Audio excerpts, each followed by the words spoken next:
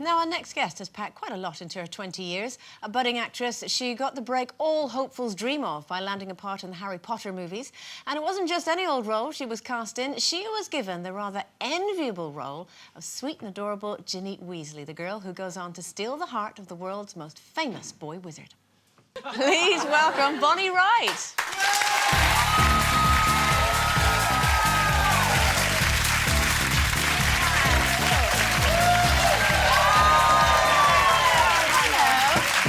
Welcome to the show, Bonnie. Lovely to see you. We saw you there kissing Harry Potter. Yeah. Was that a little bit embarrassing? Because obviously you've been in all the films, so you've got to know Dan really well. Was it a bit awkward, or how was it?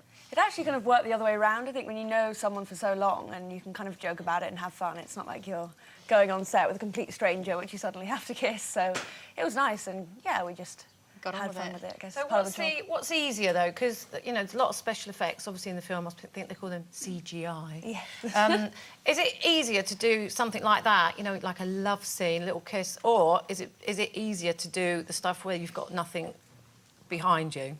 I think you can lose yourself a bit more when it's a bit more kind of realistic, when there's an actual set around you and you're just working off someone else. It's much easier, where sometimes when we do massive special effects things, there's all these dots that you have to be following. It sometimes gets a bit confusing and you're sort of like, where am I? This is bizarre, where I am, but yeah. You've been in all the films, and over the last 11 years, when you started out, had you any idea that you would, you know, go down this road and they'd be such a huge success? Definitely not. I think if we all knew at the beginning, it'd be interesting if everyone would say yes to the whole 10 years. But no, I mean, when we started, they definitely were doing the first 2 films, but then they were going to just see how it went. And how old were you then? I was 9 when I got it. Wow. Oh. Yeah, very little. Do you kind of get worried, because you're 20 now, aren't you? Do you worry now about moving on from the Harry Potter, being able to move that character aside and be accepted as because you're only 20, so it's almost like you've got to start again now? Yeah, definitely. I think, although for me, which has been quite lucky, is though my character did very much develop, I feel like I won't necessarily be maybe as typecast as for Dan, Rupert and Emma. So, no, I think, you know, I guess it's just how willing you are to really challenge yourself to, you know, play different roles. And I'm starting a new film that I'm off in 3 weeks to begin, which is very different to Harry Potter. So that's in Indonesia, isn't it? Yeah, I'm off in Indonesia, yes. And what are you going to play? I'm playing, it's set in an international school in Jakarta, and it's about this philosophy classroom, and it's sort of, the film takes this amazing turn that kind of becomes this psychological thriller. So the character I'm playing is very outgoing, and she's quite fashion-forward and quite cool in the classroom, but she's very outspoken, so I'm quite excited about that, because Ginny was always quite quiet and sort of... So and you're playing a lead in this one as well. That must be quite exciting for you. Yeah, it'll be really exciting. And, yeah, there's about... Well, it is set in a school, but a very different environment, so there'll be about 19 other people sort of my age from all around the world, so it'll be interesting. And you talk about, you know, the character is a little bit more fashionable. You're edgy, apparently.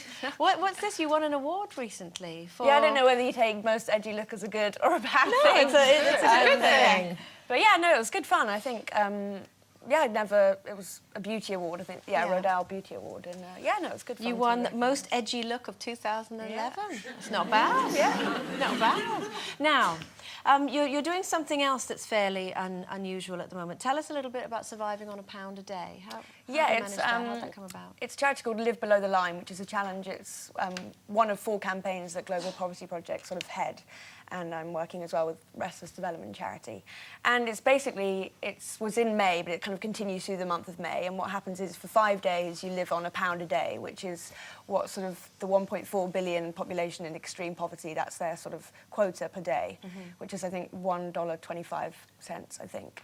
And so, yes, it was a week between the beginning of May, and sort of a lot of people got involved, and we tried to get, you know, as many of the public to become, you know, involved. And, you know, it's really hard for anyone to really put themselves in a situation and feel like what it is like. Just for feeding yourself, though? It's not everything. It's not rent and everything. It's just you know. For, so what was your diet on £1 a day? Yeah, it was interesting actually. It was kind of when you think about how expensive the things we do eat. Like, we, as a society, we eat so much, you know, meat and protein and vegetables that people just don't generally kind of have the access to. So it was very much quite like a grainy rice, lentils, bit of vegetables, very simple. But it did just make you realise how quickly we can make decisions in the day, like, oh, I'll just go grab a sandwich. Sure. Whereas this was really like the amount of forward thinking I had to do and confusion at the supermarket. Were you not tempted to go down the junk food route? Because there's obviously a lot of high street I suppose you could call it fast food joints, where you could get what's called a meal for... Well, not 3 meals a day, though. No, You maybe have to not put 3 all your meals, food in, but aren't you? rather than just, you could have one day where you could have that. But you seem to have stuck to the healthy route.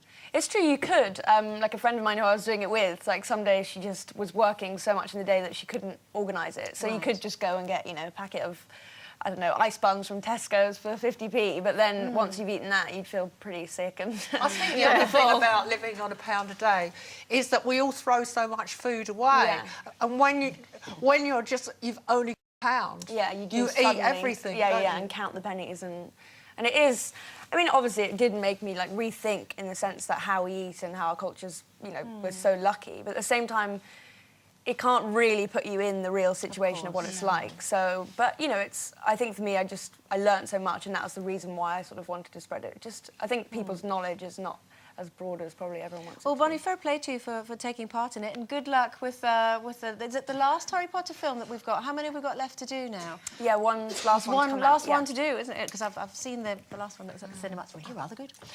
That's Bonnie Wright, everyone. Thanks for coming.